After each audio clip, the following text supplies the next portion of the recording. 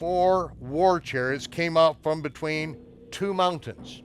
And these mountains were not natural geological formations. These were mountains of brass, which is a man-made alloy. Genesis, Tubal-Cain, was an instructor of every artificer of brass and iron. Brass is a man-made alloy. These are 2 man-made mountains, and between them, out from them, from the implosion of these 2 man-made mountains, came forth the war chariots that started World War III.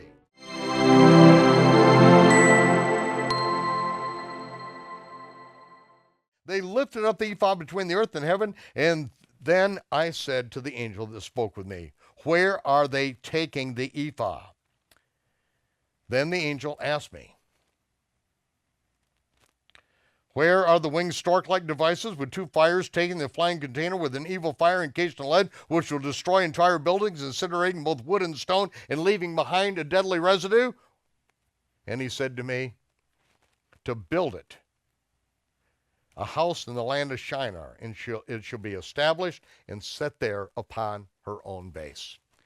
There it is, ladies and gentlemen, the land of Shinar, modern-day Iran, Iraq, and Syria. Right now, the Russians are in Syria, and they have just boasted, just this last month, that they have a warhead in a Scud missile that will decimate an area the size of the state of Texas. They are in Syria.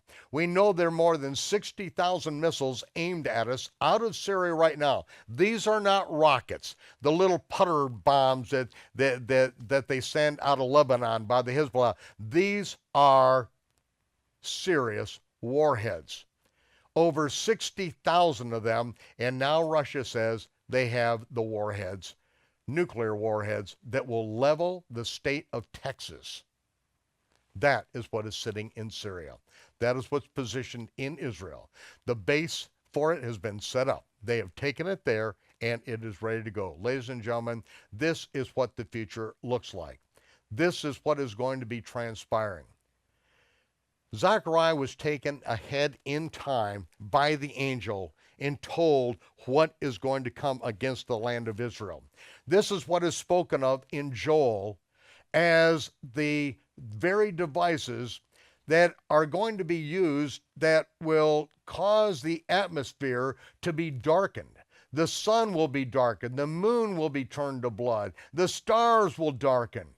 Because this is Zechariah's thermonuclear war. This is Joel's army that before them is like the Garden of Eden. And as you're in the Dead Sea Valley, you see mile after mile of the greenhouses and feeding not only the entire land of Israel, but Europe and Japan, and even imported to the United States. These things, it is like the Garden of Eden, but behind them, it is a smoldering, desolate wasteland. In this army, the Almighty is going to have a task. 4,000 years ago, the Creator of the heavens and the earth made an everlasting covenant with Abraham. All the land from the Euphrates to the Nile belongs to the sons of Israel. Shockwaves will shake the earth as heaven reaches down to fulfill that promise. And everyone that stands against that covenant will find themselves on the battlefield against the Almighty. I said, "Lord, when is this going to be?" Keep reading. Because there are no chapters and verses, nor vowels in Zechariah. Zechariah 6:1, keep reading. "And I turned and lifted up my eyes and looked, and behold, there came out 4 chariots, which are war machines, Merkavim, which is what Israel calls their tanks. That's the word. Tanks are Merkavim. 4 war chariots came out from between 2 mountains. And these mountains were not natural geological formations. These were mountains of brass, which is a man-made alloy. Genesis, Tubal-Cain, was an instructor of every artificer of brass and iron.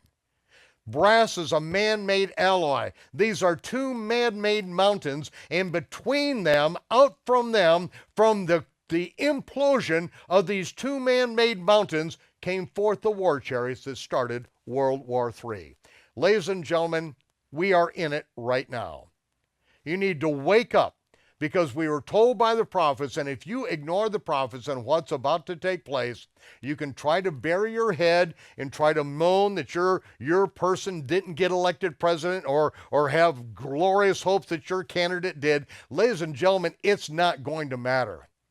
If you think the first American Muslim president, the one who bowed to Muslim potentates, you think that he's going to leave office and everything's going to be quiet, unless he goes directly to the United Nations as head to continue on his mission of turning every ally of America into Muslim Brotherhood and every friendly nation to Israel into Muslim Brotherhood. That was his mission. That's what's been accomplished. Ladies and gentlemen, this is about to go down before you. What I have to share with you over the next few weeks is just as much revelation from heaven as what happened there in Israel 2001. Join me again next time. Shalom, Torah fans. Give this video a thumbs up and share it with a friend. Tap the subscription button and the bell icon, and I promise to update weekly with in-depth biblical research. Be sure to download the new michaelrood.tv app for both mobile and home devices for even more commercial-free content.